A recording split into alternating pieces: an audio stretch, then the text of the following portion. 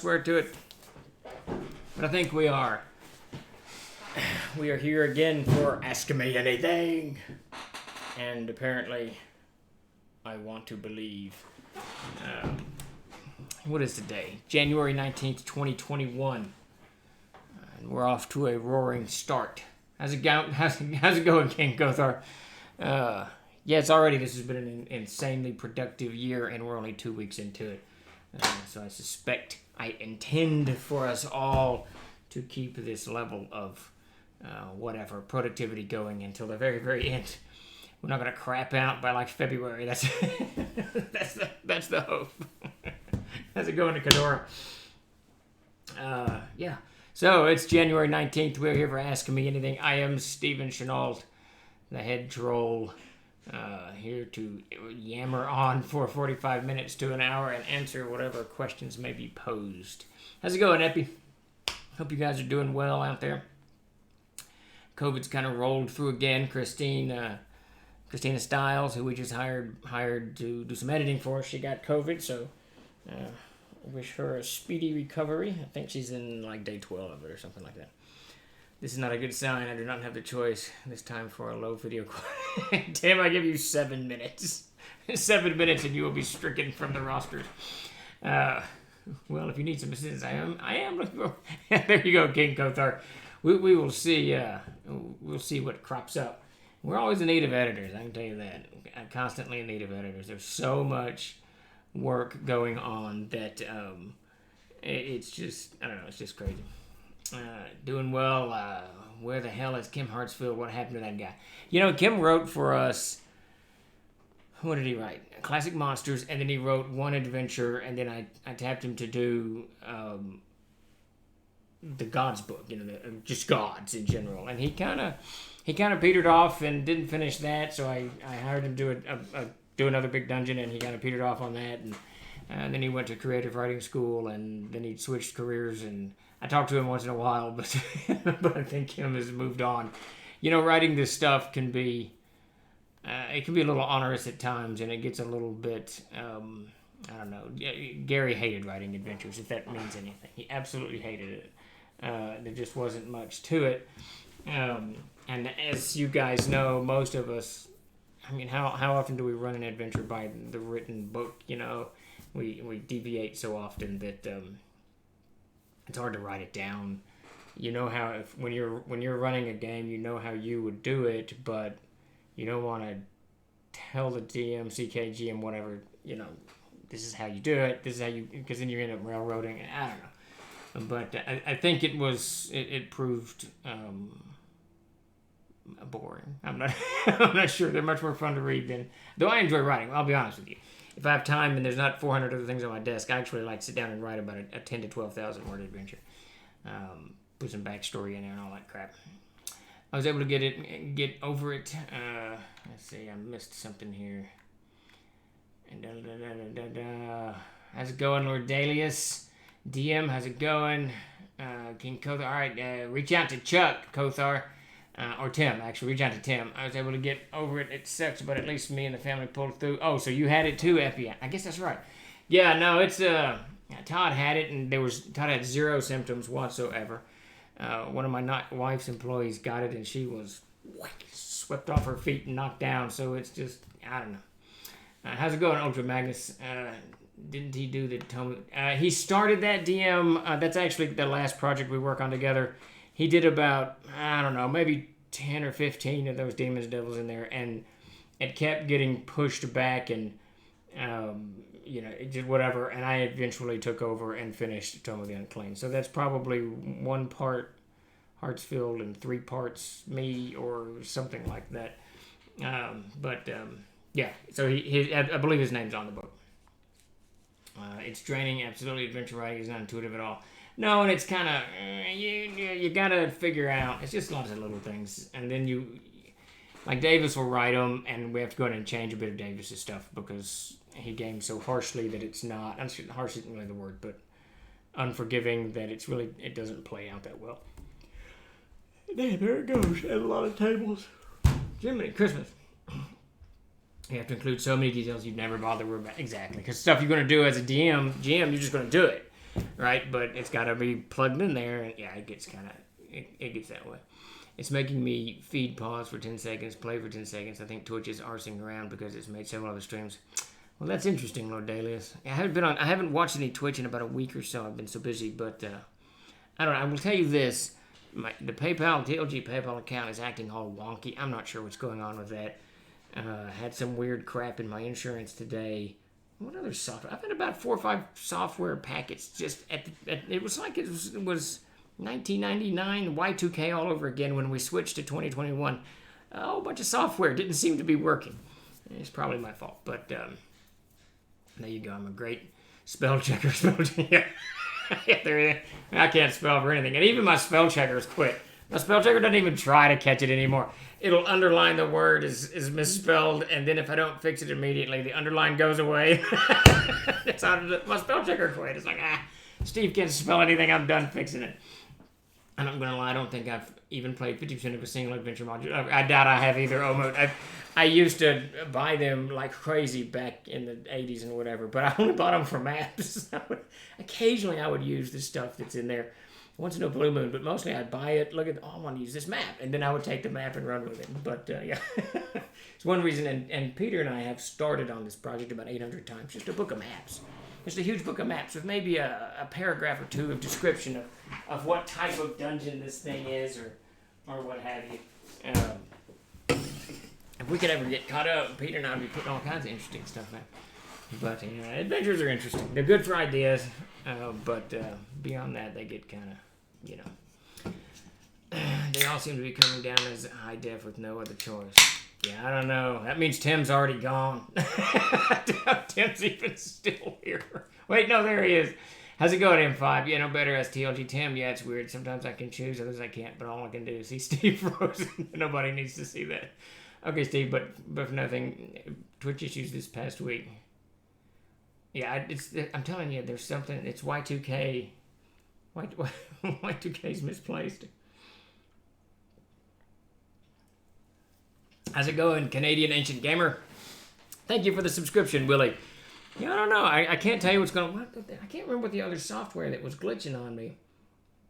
Stamps normally does, but that's doing well. I don't know what it was. It was PayPal's driving me bonkers. I can't remember. There was something else, and it was the first week. Not this week. It's kind of all settled down, but last week. I have no idea. How's it going, Willie? Hey, Pepe.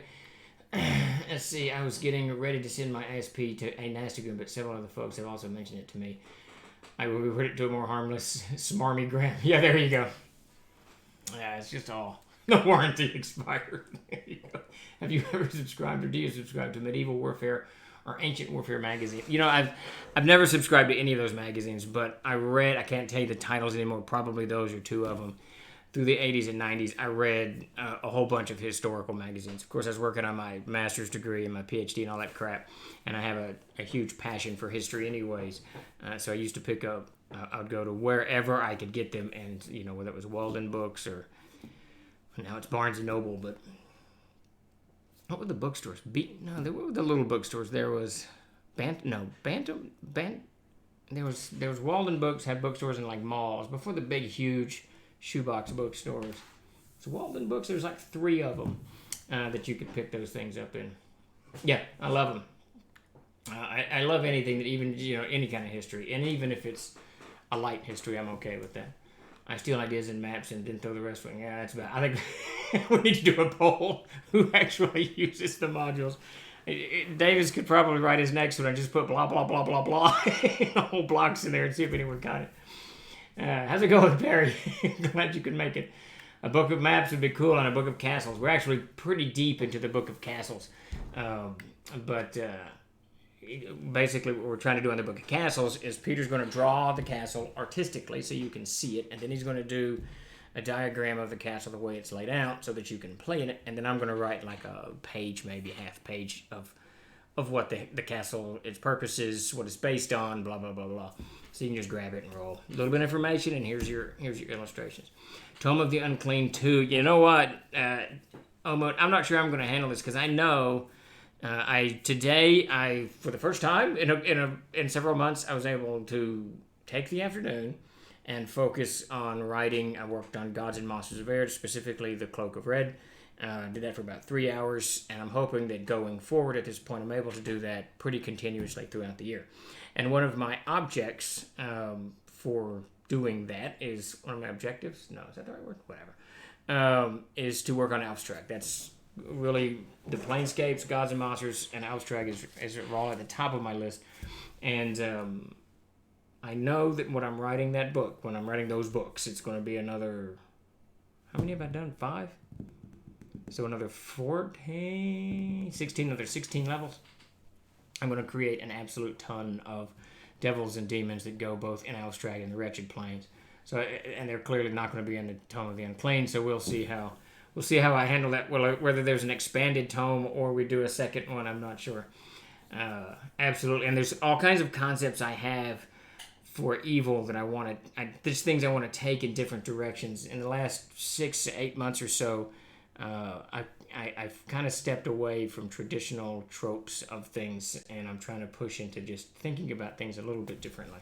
So I really want to bring that into the Tome of the Unclean, into the monsters in Abstract. Beauty can be evil as well. I was just looking for maps on Drive Therapy. There you go, Vic. Okay, I have a question. As we speak, I am working on my third-party siege engine product, and I'm at the part where you write out equipment tables, which is a living nightmare. Sometimes I hate tables. And I was using CNC and AD&D as benchmarks. I noticed that listed under the CNC transport and tag table was listed a walrus. Why would you do this? Well, the real reason is there's a few things in there. When we the first printing of that book, when Peter and I were doing the final layout, he was doing these he did these things in PageMaker in those days. I may have laid that. No, Peter laid that out, where he could stretch it. I don't know what he was doing, but anyways, I didn't want him to stretch columns. I said we just need another piece of equipment. So I'm not sure if I put it in there or if he put it in there, but he said, well, I need something. I said, well, just put a walrus in there. Just put a walrus in there. So you end up with a walrus, a bag of dirt. There's a couple of other things in the equipment section that were put there just to make the columns even. Now, ironically, by second printing, that had all changed. The layout had changed, so whatever. But they just stuck. And now at least once a year, well, with this damn COVID shit, I haven't been to a convention, but usually at one convention, at least, someone's trying to buy a walrus to ride into battle. I have to go through that every year, but that's all right. So that's where those guys came from. Heroic maps or seafood games. That's the way to do it. That's the way to do it, Perry. Man, I remember getting all my Dragonlance books back in the day at Walden Books. Yes, used to love going to the mall for just that reason. Yeah, there was another one that began with a B. My sister actually worked at it. Maybe it wasn't a B. Maybe it was an R. Tim, what was that other bookstore? Bantam Books is the publisher. That's a publisher. Oh, man, I almost had it. I don't know. Something. B. Dalton. There it is. DM had it. B. Dalton Booksellers. Yeah, that was a good little bookstore. It was as good as Walden Books. Maybe Walden Books was a little better, but they all got killed by Barnes & Noble. I actually remember back in the 90s, maybe it was the 80s, I used to get the Barnes & Noble magazine, a newspaper, really. It's a newsprint magazine of about 40 pages where they just sold all these books. It was before they had bookstores. I think they had one bookstore out in New England. But you could mail order these books. I got this huge newsprint magazine from Barnes & Noble before they became this huge shoebox thing or whatever, big box, whatever the hell they call it. B. Dalton for me, yeah, long time ago. That was the other one, B. Dalton. Great times at those places and being a member of the Other Worlds Club. Yeah, I used to when I still lived at home. I think I did this after I left home. I had no other entangling alliances. I worked in a meat market for the longest of time, and I would take my paycheck, and a third of the paycheck would be set back for rent or utilities or gas or whatever, and a third would just be for spending money, and a third of that paycheck went into Walden Books. I bought so many books. Todd and I would go and just shop for a couple of hours, just poking around. It was good days. I miss those book shopping days. I still do it a little bit. But now my tastes have gotten so strangely esoteric, it's hard for a bookstore to find, some book on a great Congolese war or some crazy shit's not going to be in a bookstore. Have you played I have absolutely never played Call of Cthulhu for some reason, nor have I played paranoia. I'm actually a really late comer to the whole Cthulhu thing. I think it was about 5 years ago that, is it Mountains of Madness? That's the first one that I read, Mountains of Madness. And it's an exceptionally good book. And I thoroughly enjoyed it. And I love reading Lovecraft and Smith. And like I said, I've only come to him lately. I didn't read them in those Walden book days. I completely lost my train of thought. But anyway, yeah, Call of Cthulhu. I love the language in those books. The language, the verbosity, is that the right word? Just the verbiage is fantastic. I absolutely love it.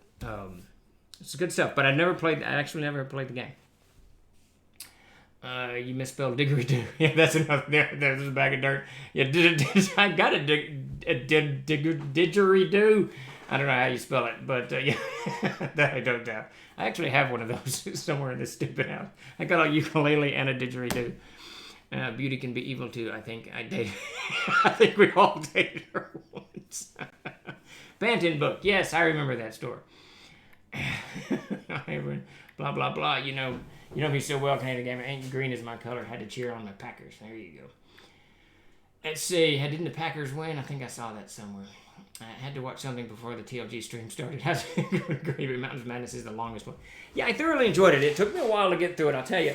Now, back in the day before the internet and all of this plethora of streaming services and TV shows and all this bullshit, and in college, I couldn't afford cable. I had a dial-up TV, with a couple of rabbit ears that it didn't work.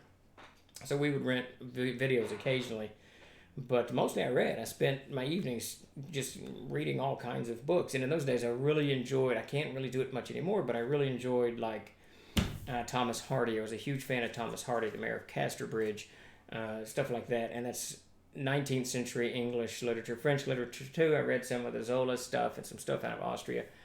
But that stuff is very windy. I mean, it's long, expansive. The Leatherstocking Tales by James Fenimore Cooper. These are all they're great books. They're fantastic books. They're beautifully crafted.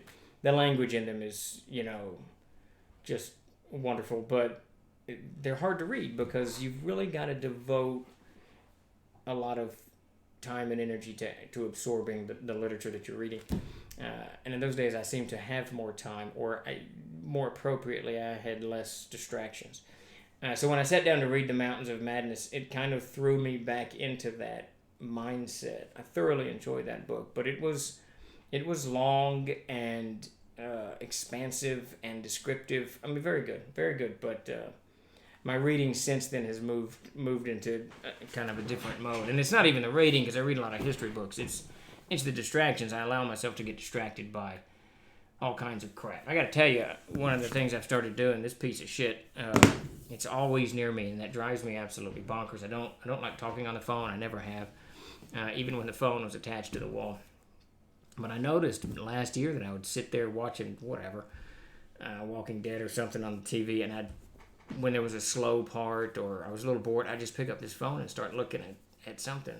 And honestly, there's nothing to look at. I mean, you're either going to look at news where people are yelling at each other about stupid shit they only barely understand, or it's, weird, funny stuff it's not really funny. It's just kind of strange observations that people put out there that in the moment seemed funny, but in retrospect aren't that funny.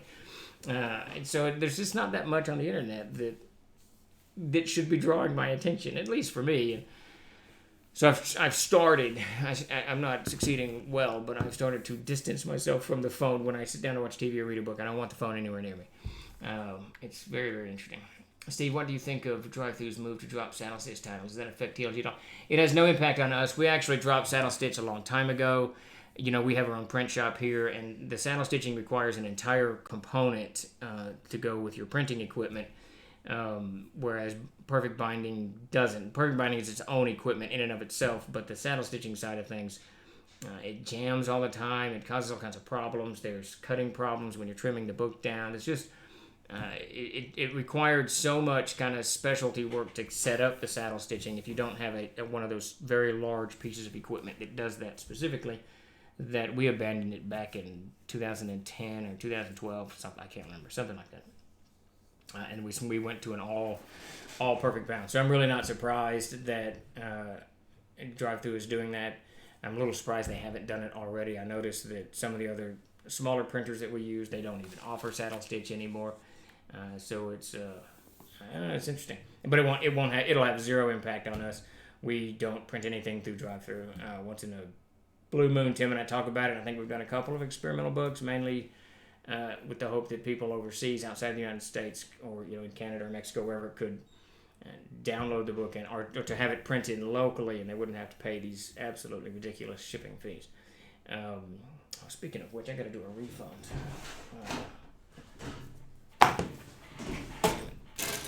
Our global post is working crazy well, and overseas shipping folks are getting charged a little bit more. I shouldn't say overseas, because Canada is not overseas, but shipping outside the United States, they're getting a little bit overcharged, and we're having to issue refunds every time. Did you visit university bookstores? I've seen some really good titles books, especially history and classical textbooks. Now, this was years ago. Years ago, you could go to, here in the States, you could go to university bookstores, and there was a plethora of books there to buy that were for your subject and for the classes. That seemed to have petered out about a decade ago, and like my daughter's in college now, they've closed the university bookstore entirely. As everything goes digital, and they just order their stuff from wherever, the cursed Amazon, that I think that it's just not profitable anymore, and it's a shame, because that was not only a great place for writers who focus on rather archaic material could sell their stuff, but also gave those people who had interest in that an avenue of picking those things up. So, but I don't know if that's the case across the country. I suspect strongly it is. Verbose purple sesquipedalian prose. Yes, there you go. Purple prose. I love that. Absolutely. I cannot remember the quote. I remember reading it in some. It wasn't Suetonius. It was. Who was the Roman senator who argued with Mark Antony all the time? What was his name? I know you guys are going to know who I'm talking about. Good God, I'm way behind on these comments. He argued with Julius Caesar, but anyways, Cicero. Cicero had some kind of statement that he made about Julius Caesar being a very authoritative speaker, plainly spoken with small words. It was we down here would say, "Why are you using a $10 word when you can get by with whatever?" I can't remember what the fucking saying is. Whatever that saying was, $10 words. Whatever. Let's see. I have fallen way behind. Don't forget to wish Elisa Faden. I'll do that. I did not know it was her birthday. I haven't been on Facebook very much. Went on for about 2 minutes this morning.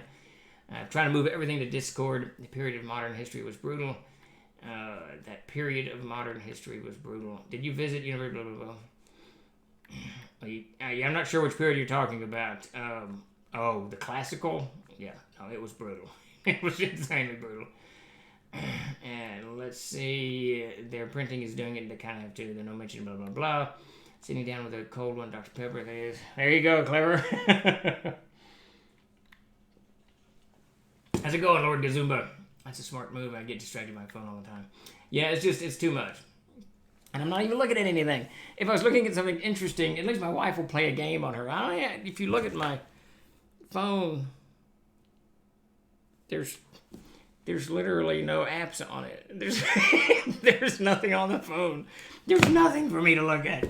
So I don't know why I'm picking the thing up. There you go. I missed that comment. What's the skinny? Let's see. Drive-Thru quit printing saddle stitched. Let's see. Blah blah blah blah blah blah. Trying to catch up quickly. They're not replacing it. They will do perfect binding. Perfect binding is a better way to do it, anyways. The saddle stitching is cool, but the weight of your paper ends up. I don't have one handy, but the weight of your paper ends up kind of bowing up. It's Cicero. Yeah, Vic Danger. That's the guy. Unless you've got it down, it's a pain in the ass. I don't really like saddle stitch books. Castle's book would be great. Imagine my surprise when after I ran the Golden Familiar module, I found it was a real. Oh yeah, so Willie's making a comment on Hochhasteritz, which is a castle I went to in Austria, and this thing was this thing was, I don't know, the coolest place I think I've ever been, because it's literally, you can type it up on the on wherever you search for images, Pinterest or whatever, and this castle is built on a hill that sits in this broad kind of plain. The hill is very tall, and I want to say it's in the book, but it's 14 gates. You start on the north side, and you as you wind around this hill, there's gate after gate after gate after gate after gate after gate until you get to the main castle itself. Really, really cool. I love stomping around in it. I love going through the gates, and I immediately turned that into an adventure. Very, very cool. About the castle books, I enjoyed it. 𝚃𝚘𝚕𝚕 of weapons and armors and castles was great, but never felt. Yeah, that 𝚃𝚘𝚕𝚕 book was a stay at my table for decades. I love that book. I still love that book. It's a fantastic book. If you haven't gotten it, get it. But it's good for images and whatnot. It's not like Ultra's kind of intuiting. It's not really usable for every game system, but it certainly will give you enough. Steve, I'm really enjoying Henry II by Warren. I got an old copy of King John coming from the electronic bay. Keep the recommendation. That book, I'm glad you're enjoying it. That's one I recommend to everybody. It's just a fantastic read, and the language is it's easy to get into. I think I'm fixing to wander into the Falklands War. I watched a documentary on the Falklands War last night, and I don't know, it was kind of interesting. I remember it happening. I remember, the couple of British ships got tore up and whatnot. But I may wander into the Falklands War for a little bit. I could recommend a few TLG entries for Cicero to edit. Yeah.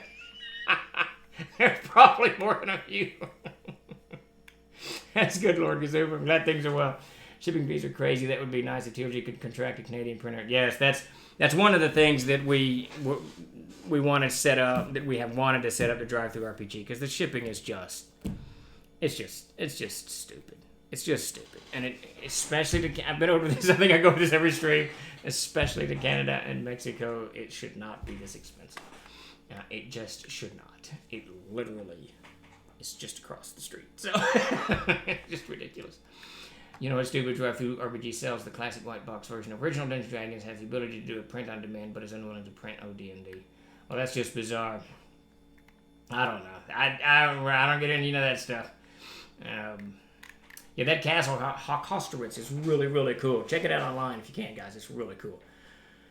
Let's see. Inverted Dungeon. Got to try and teach you. You're getting some proper. Yeah, there you go.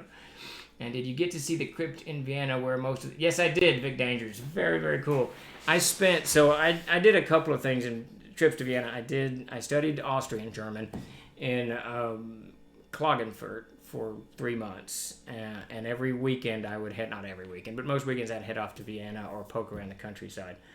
So I spent a lot of weekends in Vienna and just tramped around, staying in youth hostels and just stomping around. And then I did my honeymoon in Vienna too, when my wife and I got married in 97, 96, I don't know, whatever that was. We went and spent 2 weeks in Vienna. So we poked around all over the place. I absolutely love Vienna. It's my favorite town in Europe that I've been into. It's just cool. People are friendly. It's just nice. And that crypt is very, very cool. It's not St. Stephen's Dome. I can't remember where that is, but yeah, I don't know. It's really cool. Chuck needs to remind you again about the fundraiser event Friday, December 19th. December 19th? Shoot, okay. Okay, I was about to say, that's like 12 months away. Yeah, he sent me actually a bunch of texts today, something about Lisa Faden's stream, and then I'm doing a stream for Australian Game Day on Monday and some other stuff. But so I'll get with him, Lord Gazumba, and figure out. Yeah, I was confused for a minute. Not surprised. Some people actually planned, but for me to plan, I hope you went to Cafe Schwarzenberg.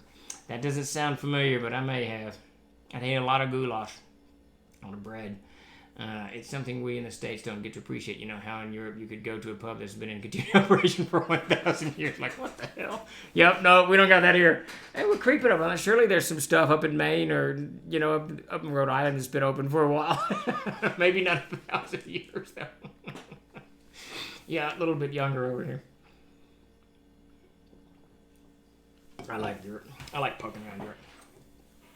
It's always been a lot of fun. A lot of fun just tramping around. I haven't done it in a while. Of course, now with the COVID restrictions, it might be a little bit longer. My daughter's been twice, and she and I travel really well together. We went to Paris 2 years ago, maybe. I don't know, man. This could be 5 years ago now, and we had a lot of fun just tramping around. Elisa's working castles. Oh yeah, I'm just loving what she's done for the CKG. She and I got, and that's one of the things I want to get through some of this other stuff, because she and I've got this project that I'm just dying to dive into. Her art, the way she renders cities and castles and stuff is just untouched, and there's so much that I would like to do visually for a lot of the books that we do, and a lot of stuff that I write, and a lot of stuff that we've already written, and that I just want to get. I want to get settled so she and I can just dive into all kinds of stuff. Piper. Hey, Piper, how's it going? Her stuff is astounding, and it's going to add so much to the CKG. I'm so thrilled with that section. I'm thrilled with Jason's done. He's finished all of the ships, and he's finished all of the carts and wagons and stuff, so I'm thrilled with that stuff, because we're now going to have, with the book, I think that's a fantastic book. I stand by the CKG as one of the best RPG books out there for generalized stuff. If you haven't got it, check it out. We're fixing to put a limited soft cover out, I think. It's been on a print now for 2 months, and it's pissing me off. But the illustrations are just going to add to its overall value and usefulness. Because at the end of the day, having a good image of something is better than a description for an RPG. Just super pumped on that book. Santa Fe, New Mexico is the oldest state capital in the U.S. Oh, that's interesting. The Palace of the Governor is several hundred years old. There we go. So we can go hang out at the Palace of the Governor. He might not appreciate it, but surely there's like a cafe in there or something. Well, our Slovenia and Croatia trip has been canceled again.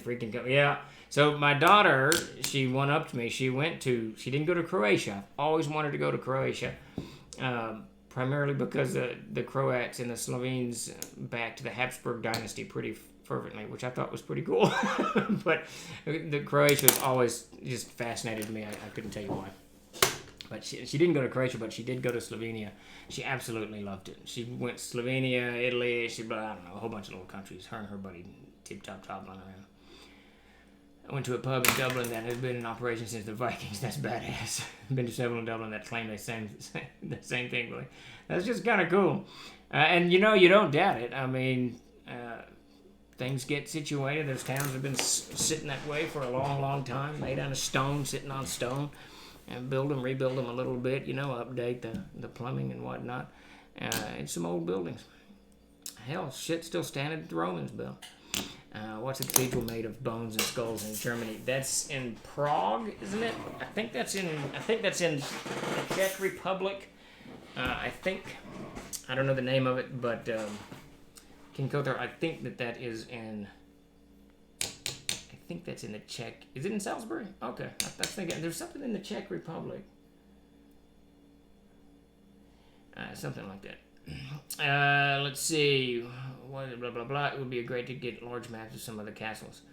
Well, that's one of the things Peter and I are working on, slowly, in and around all the other 400 trillion projects that we've got. The haunch of innocence served beer to the troops during the war. The 100 Years' War. There you go. That's a good one, Lex Fire. That's great. You got to do it. Very cool. Well, for those of you just joining us, my name is 𝚃𝚘𝚘𝚕𝚔, and I am CEO of Troll Lord Games. We're here for Ask Me Anything. So if you have any questions about Troll Lord, Kickstarters we're doing, Kickstarters we're working with, industry stuff, or other goobly-goop, throw them out in the thread, and we'll all jump in and try to answer them as best we can. I had something else, but now it's wandered from my mind. We do have a lot of Kickstarters going on right now. We've got Starship Warden, the NPC Almanac, Castle Keeper's Guide, Player's Handbook, and there's another one in there. There's another one. Tomb of Malmora, and the Monsters and Treasures of Arid 5th Printing. Lots of stuff going on. Did you do a CNC Codex of the Eastern European Slavic lands? We did. We did Codex Slavorum. That's been out for a while. It's a great book that kind of explores it explores the mythologies of the Slavic peoples, medieval era. Very good book. Brian did a fantastic job on it. I honestly think it's the only one of its kind out there. And it's just a nice thing. I like this branching out of the Western European thing, because there's so much out there that we can all kind of use to fire up the imagination, both players and GMs, to drive the game that we all love to play, or games. How's 𝚃𝚘𝚕𝚕 8 coming along? It's actually going along very well.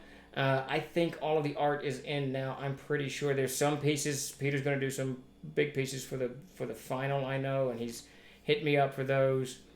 But I believe we're still doing the final edit, and I am really hoping that this week it's on the docket next. I got to do some work on CKG, then I'm jumping on the Player's Handbook, and then back to the NPC Almanac. I'm trying to do every day, really focus on one Kickstarter and get a huge swath of stuff done, so that these things, we can pick up the pace on that. And Davis and I had a long conversation today. One of the problems that TLG has run into, we've grown enough that project management is becoming an issue.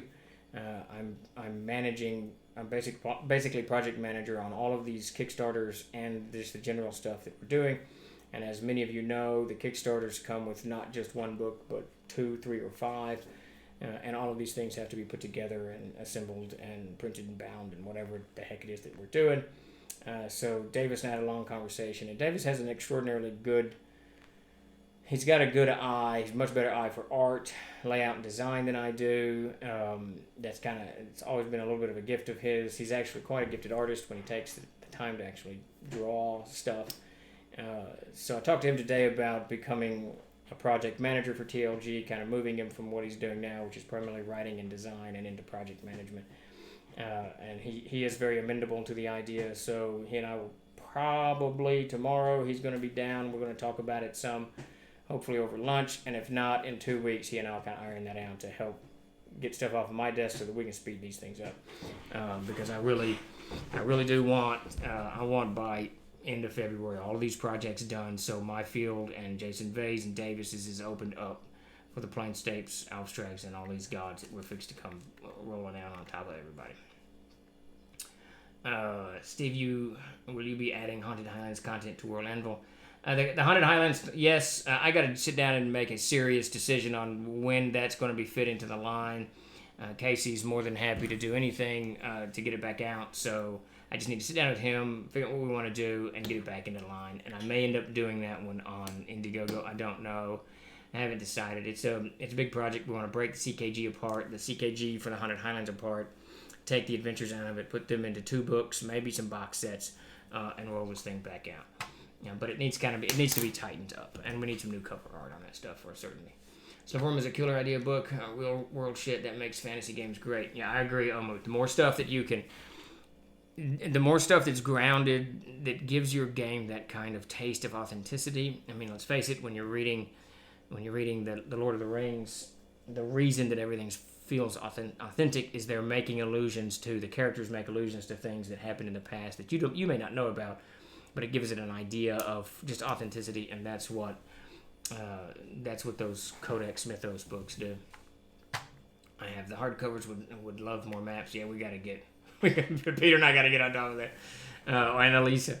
So for a Kickstarter, I assume the money goes to covering the printers, right? You already have the damn thing written and the art all done. Otherwise, how are you going to promote it? My question is, with the writing and art as a sunk cost, how do you generate revenue? Do you just hope that you can batch enough at the printer that you can sell an inventory after the Kickstarter pledges are met, or do you slightly overshoot on the cost of the pledges? Well, so generally speaking, it really depends on whose book is in the Kickstarter, whether or not they've been paid for it or not. Sometimes the pay comes out of the Kickstarter, so I'll factor in the pay, the author's pay plus print cost, But generally speaking, we print deep. We print in 1,000. So if we ship 500 books, we're still left with 3,000 or 4,000 books, or 2,000 books or whatever. I've determined the print run can sell, and that's where that's where the profit comes from, because presumably the book is paid for. It isn't always. Sometimes the print costs, overshoot the Kickstarter cost. I know that Mystical Companions suffered from that. That ended up being an extraordinarily expensive job. everything just turned out to be much more expensive than anticipated. But we were still left with thousands of books to sell. So those we sell them through distribution and online and all PDFs and all that stuff. So a lot of the profit comes from the post Kickstarter stuff. Sometimes the Kickstarters are profitable, sometimes they aren't. We really base it on what we think will sell in the future and what people need. So we have a lot of Kickstarter ideas that float around here that just get kicked to the curb because I just don't think people need them enough that they're going to support it or want that book. So sometimes the Kickstarter is profitable, sometimes it's not. But always we print deep afterwards, and the more you print, of course, the cheaper your print runs are. So you end up saving kind of money in the long run, and you've got a book in your stable forever and a day. We now have, I don't know what it is. It's got to be close to 20 to 25 hardcover books that sell pretty continually. And we know this because they're constantly selling out. The Player's Handbook, CKG, Player's Guide to Arid, all sold out. Well, there's a few Player's Handbooks left, but the Castle Keeper's Guide is sold out. The Player's Guide to Arid is sold out. The Codex of Arid, we're rapidly approaching it being sold out. So we're looking at Amazing Adventures sold out. We had to do another run on that. So there's just lots of, having that back stock is a huge part of how we factor the whole Kickstarter things together. Can't find one Slavic Codex to save my life. Do you guys have it available in print in the store? I don't. Yes. Just type in Codex Slavorum, and it should pop up. Sounds like you need someone to fill his old spot. I'll have to get my resume updated. There you go. Yeah, Codex Slavorum. Perry, you beat me. So if the planets align and everyone is vaccinated, restrictions lifted, etc., do you plan on any conventions? Gary Con is virtual only, but Origins is now slated. Yeah, we're looking at I'm not going to let the virus keep me from going to conventions, so Origins is always kind of a touch and go for us, whether we want to do it or not. It's we'll just leave it at that, but we are talking about going to Origins, and I believe Gamehole is possibly going to be live as well. So if these conventions start coming back, we'll go. If they want us to wear a mask, we'll wear a mask. Whatever. Presumably in the next 6 to 8 months, people will be vaccinated, I guess. I have no idea. I hadn't paid a lick attention to it. I just haven't. I have literally, I made myself the commitment that in 2021, my focus is going to be on Troll Lord games and content that we are making and enjoying books, and I'm breaking from all of that shit. I let the news kind of screech into my head, and I've been watching the news for a long time. I can tell you, I became kind of aware in 1982 or 83 when Anwar Sadat was assassinated. I was like 13 or 15 or some shit, and I made a joke, and Davis corrected me, and at that point I realized, this stuff is bigger than me, and I began watching it. So I've followed the news for many, many years, and I've never really let it get me impacted one way or the other. I'm not going down a political road with Trump or anti-Trump or whatever the fuck. It's just the social media. Everywhere you go, there's someone shouting about something that they're only vaguely informed about, but they come across or they try to paint themselves as an authority. And I've never listened to crazy people on the street, but somehow I got sucked into listening to crazy people on the internet. I'm not doing it anymore. So I'm stepping back from that and trying to, social media is a detrimental. Yeah, it is. It's crazy. It's just crazy. I don't know what it is. It's a great platform for us to do what we're doing now. I love it. But it's got to be like anything. What do the old timers say? All things in moderation. Social media in moderation. So it's one of the things I'm going to step back from all of that mess. And really, I want to focus on Troll Lord games. We've had a fantastic 4 years really. And we're seeing growth all over the place. And I think our products are increasing in quality and quantity. The editing's getting better, the art's getting better, all of it's getting better, and we have so much more that we want to do, and so many more people that aren't familiar with what we do already that we want to somehow get the information to them. And that's why we do these Twitch channels, and why Discord has become part of a thing, and Tim's worked so hard on World Anvil. We're looking at new avenues. We got some new digital products coming out. We're working on VTT stuff, all kinds of stuff all the time. Well, my mother used to say that all the time. Now I say it all the time. All things in moderation. If you want to smoke, smoke. Just do it in moderation. I guess you shouldn't kill people in moderation, so don't kill people. But, eating, drinking, discussing politics, whatever, social media, all things in moderation. It's just a good philosophy to have. Don't stop streaming, though. Your audience loves it. Yeah, I enjoy this. I thoroughly enjoy this. I want to do more of this stuff. It becomes a time issue. You guys, a lot of people can't watch it during the day, and after hours is usually when I'm with the family, eating dinner, or watching some crappy stuff on television. I'm watching the X-Files right now, so it's not crappy. It's just pure and awesome. But, yeah, so I want to do more streaming. I really want to do some Aird streaming, just discuss the world of Aird and the mythologies of Aird and all of that stuff. So this we're definitely going to build. Discord we're definitely going to build. And shifting off of the more kind of commonplace Facebook and Twitter and whatever else is out there. We're still obviously going to be there. A lot of people love those platforms, and that's great. But I kind of want to, for myself, I want to shift into this kind of genre of things where you and I can communicate, and talk and just, I don't know. It's a little bit more, I don't know, whatever. How's it going, Green Lantern? Quality is definitely getting better. My players always want the latest and greatest printings. They're addicted. That's fantastic. It's very cool. Kadora, most things in moderation. Yes, most things in moderation. I'm sure you've been asked this many times before, but would you consider an updated version of Castles and Crusades, a second edition, if you will? Paizo used to swear up and down that there would never be a Pathfinder second edition, yet here we are. No, I don't. There's nothing in the Player's Handbook I want to change. There's nothing I want to add to it. There's nothing I want to take away from it. The only consistent issue I have had with the Player's Handbook has been the punching rules. What are those? Whatever those rules are called. The fighting rules, the hand-to-hand fighting. I didn't like the original ones because they were too complicated. So we got some in the Adventurer's Backpack that are pretty simple, and I may put those in the Player's Handbook 8th printing. Probably will not.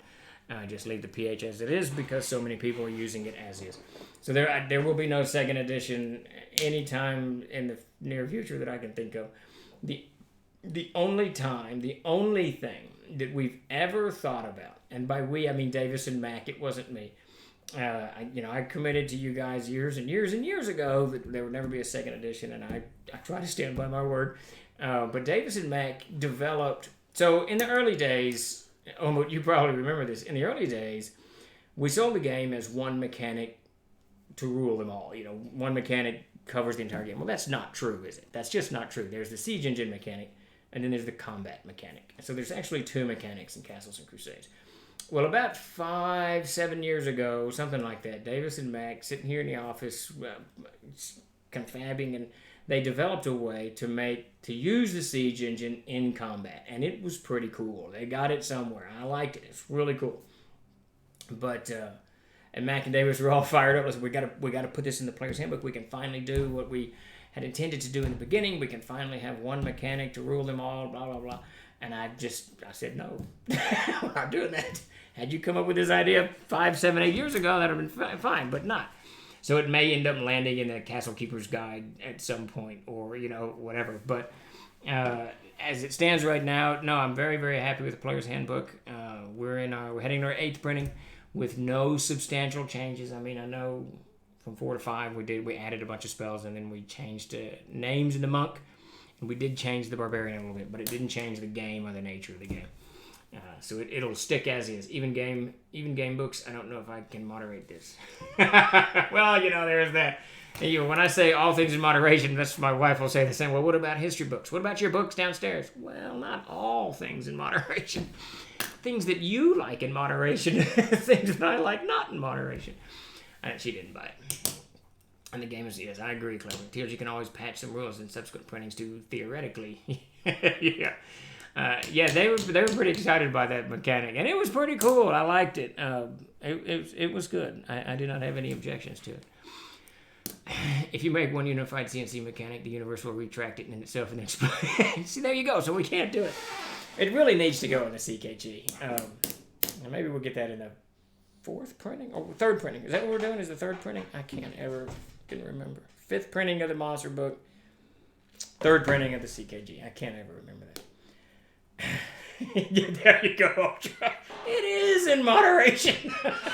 That's exactly right. Yeah, I used to spend so much money on books. It's absolutely insane. I don't so much anymore, but it used to be just crazy. I don't love to see Siege Engine Combat. How about a Thing Folio style supplement? I'll talk to Max. See where his notes are. It was cool. I mean, and it did kind of. I guess it streamlined it. I suppose it did. We only ran it maybe an hour and a half before everybody got together for the game. So I'm not sure how. It hasn't been thoroughly vetted yet. The grumpy old man of CNC will revolt if the combat mechanic changes now. Yeah, yeah, I'll revolt. Yeah, none of that. I like the combat as is. And I kind of like the one mechanic to rule them all except for one. So, the exception makes the rule, isn't that the whole thing? So the combat mechanic makes the siege engine what it is by being a different mechanic. We'll go with that. There you go, Canadian. It's a good book. Very, very good book. Free shipping. Excellent. No, it's good. It's very good. Get it wherever you can, especially the shipping, man. It's absolutely nuts. Did you ever consider a TOG annual, a yearly publication with variant rules, world background articles? Goodman does that. Joe Goodman has some kind of annual that they do, and I've always liked that kind of a year in review type thing. I just don't have the resources to do it.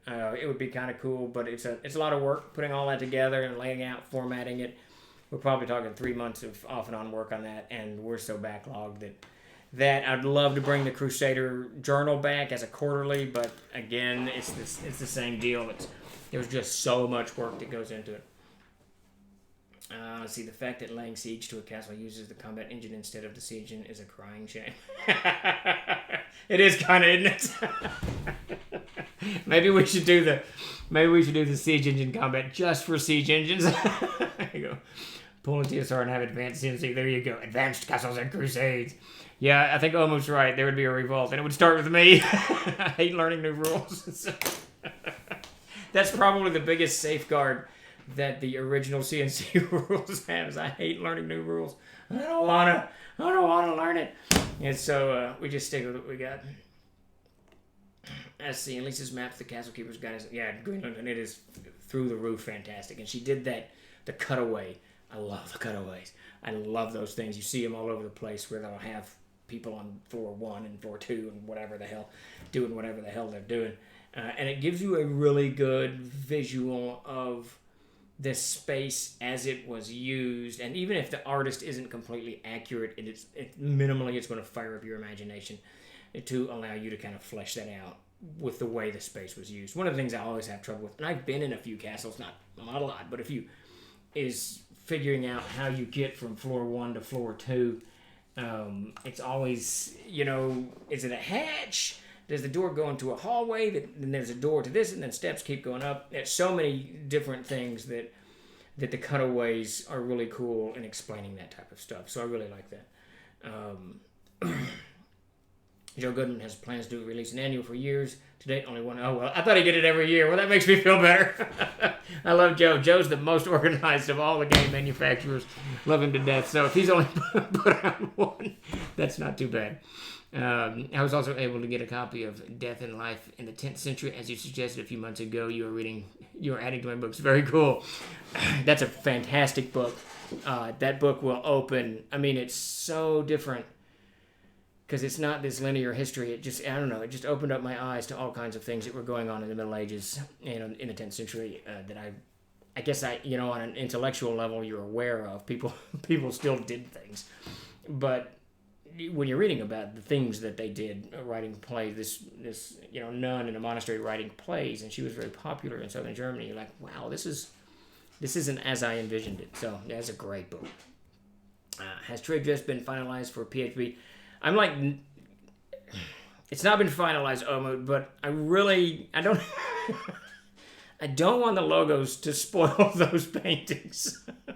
That's my problem at the moment. That logo is going to land. I don't have any samples in front of me. That logo is going to land right on top of the diamond guy, the prying the gems out, and I think on top of the demon head, the Freet head. So I'm trying to figure out, and I haven't even talked to this to Peter, but what I'd like to use is the small circular dragon sword logo, but you can't see that. It's thin, thin lines and one. You're not going to be able to see it across the room. So it's going to be wall-to-wall art. That I know. There's going to be very little back cover text. That I know. I'll shrink the ISBN. Everything's going to be shrunk. So the art, I really want the art to be leaping out. It's that logo on the front that's got me kind of stymied. I gotta figure that out. That's a good word, stymie. I like that word. And I sketch don't want to call the 10th century the Middle Ages. Might get your history nerd. That's right. What did I miss? They changed that. What is that? Yeah, I can't remember what. They don't use the Dark Ages anymore.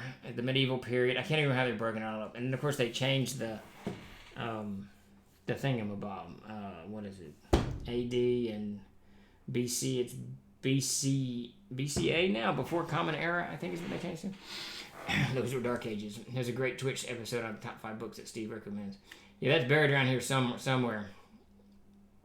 Because they hadn't invented the sun yet, right? It was so dark. Yeah, medievalists don't really like that term. My daughter's actually studying to be a medievalist, so we get a lot of medieval history conversation around here. It's very cool. Alright, there you go. Alright, so I think that's about it for the day. We're about at 5 o'clock. I'm in Piper. Those are some good times back in the day. What did I miss? Piper, you said some... The cutaway drawings. Yeah, I absolutely love cutaways. I love them.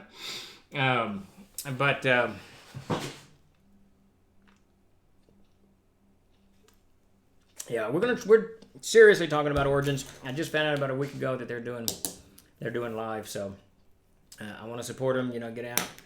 Make sure these conventions kind of weather this mess. I gotta go, but we had more bad news today. We have 5 suppliers locally, and the second one, we've lost the second one now due to COVID. So if you can support locally, and if you can support these conventions coming up, do so.